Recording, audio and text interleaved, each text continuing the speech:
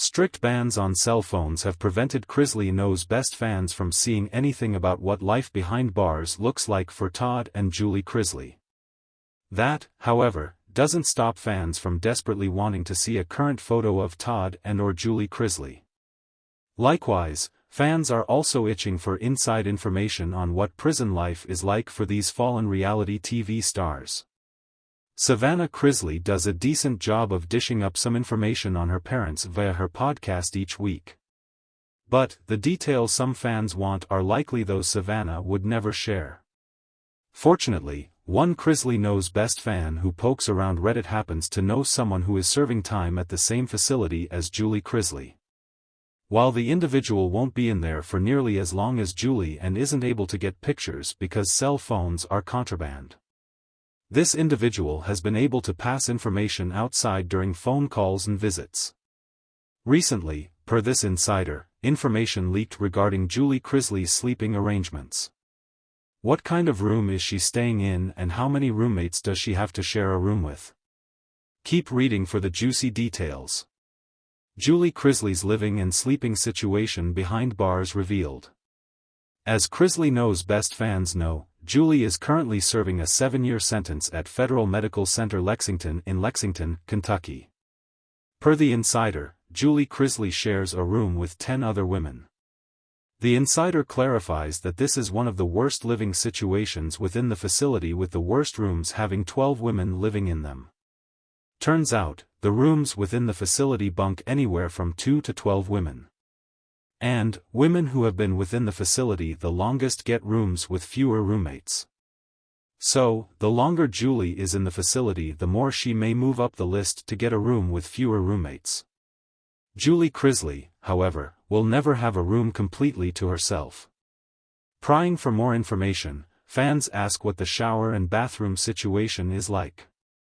The individual clarifies that if Julie gets up at 6 in the morning, she can enjoy a semi-private shower and some hot water. As the morning progresses, however, the bathroom facilities become more crowded. The individual did not clarify the bathroom situation, though fans assume there is a toilet within the room that the women share. How do you think Julie Chrisley is faring sharing a room with 10 other women? Let us know your thoughts in the comments down below. And, keep coming back for more Chrisley Knows Best news. Inside the confined walls of the Federal Medical Center in Lexington, Kentucky, life for Julie Chrisley was far from the southern comfort and luxury she once knew. Her transition from a life of extravagant homes and red carpet appearances to the stark, impersonal environment of prison was a drastic shift, especially when it came to her sleeping arrangements. The Chrisley matriarch, known for her composed demeanor and impeccable appearance on Chrisley Knows Best, had always prided herself on keeping a well-organized home. But in prison, Julie was now subject to cramped, uncomfortable sleeping conditions that challenged her ability to maintain any sense of normalcy or peace. The reality of prison life. The federal prison system is designed for efficiency, not comfort. Upon her arrival, Julie quickly realized that her cell, shared with other inmates, would not offer the privacy or quiet she had grown accustomed to. Instead of plush king-sized beds and high thread count sheets, she now had a thin, worn-out mattress barely supported by a metal bed frame. The space was cold and sterile, devoid of any of the warmth she had cultivated in her personal life. Prisoners typically share dormitory-style accommodations, and in Julie's case, the space was especially limited. Bunk beds lined the room, each no more than a few feet apart, offering little more than a tiny sliver of personal space. The constant proximity of other inmates made it difficult to escape the noises and movements that came with communal living. Julie found herself sharing the space with women from all walks of life, some who had been in the system for years, others like her, new and trying to adjust. It was a far cry from the quiet, expansive bedrooms of her past. #### a crowded space. The crowding of the prison added to the difficulty. The Federal Medical Center, where Julie was housed, also catered to prisoners with health conditions, making it an even more populated and high-traffic facility. Beds were often stacked 2, sometimes 3 high, in an effort to accommodate the number of inmates. The prison was built to hold just over 1,000 inmates, but like many federal institutions, it was operating well beyond capacity. Julie's sleeping quarters were congested, the air heavy with the scent of too many bodies in too little space.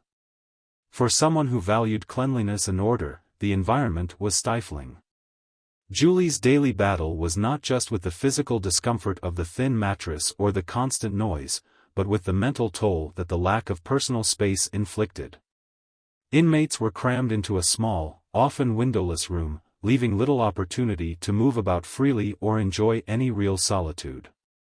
The only reprieve came from lights-out hours, but even then, sleep was elusive. #### the noise. One of the most difficult adjustments for Julie was the incessant noise that surrounded her. In prison, there was no such thing as quiet. Whether it was the sounds of other inmates talking, guards patrolling the corridors, or the clanging of metal doors, silence was a rare luxury. Julie had grown up in a world where silence and tranquility were marks of a good home. Now, she had to adapt to a place where every night was filled with the hum of life around her, whether she wanted it or not. Conversations never really stopped, and the whispers between cellmates often extended well into the night. For some, sleep was a struggle, and so they paced, talked, or shifted noisily in their bunks. The creaking of metal bed frames was constant. Julie, who had always valued her sleep, now found herself dealing with interrupted rest, waking at odd hours due to the noises around her. Earplugs could only do so much, and the stress of her legal situation, combined with the reality of her living conditions, weighed heavily on her. Nights stretched long, and morning came far too soon. What was once a peaceful, restful time had now turned into a test of endurance. ### loss of comfort. For someone who once enjoyed the finest linens and a luxurious sleep environment, the lack of basic comfort in prison was a harsh reality for Julie. The mattress, barely a few inches thick, provided little support. Inmates were issued a pillow that was more decorative than functional, and a single blanket that barely offered warmth during the colder months. Julie had to make do with what was provided. But prison-issued bedding was notoriously uncomfortable, and many inmates, Julie included, often developed aches and pains from sleeping on such inadequate bedding night after night. There was no such thing as requesting an upgrade, and the thought of something as simple as a pillow-top mattress seemed like a dream from another lifetime. Her new reality was one of scarcity. In the world outside, Julie had access to everything she could ever want at her fingertips.